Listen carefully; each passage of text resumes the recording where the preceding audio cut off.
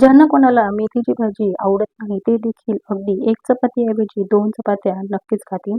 मेथीची भाजी पातळ बनवण्यासाठी या इथे आपल्याला कोवळी मेथी वापरायची आहे.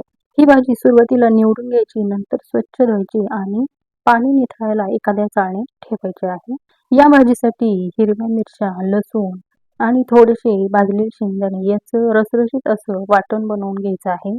गॅसवर कढई ठेवून त्या कढईमध्ये 3-4 चमचे तेल घालायचं आणि तेल तापलं की छान जिऱ्याची फोडणी द्यायची आणि त्यामध्ये ही भाजी आपल्याला परतून घ्यायची आहे.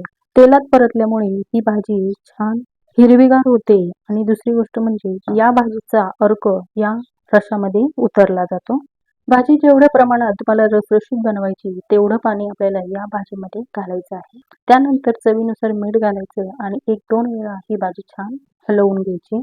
भाजी शिजण्यासाठी 1-2 मिनिटं आपल्याला भाजीवर झाकण ठेवायचं. यामुळे काय होतं, भाजी लवकर शिजली जाते. तर या ठिकाणी पाहू शकता मस्त आपली भाजी शिजलेली आहे. या व्हिडिओची डिटेल रेसिपी मी चॅनलवर अपलोड केलेली आहे. नक्की जाऊन पाहू शकता. तोपर्यंत धन्यवाद.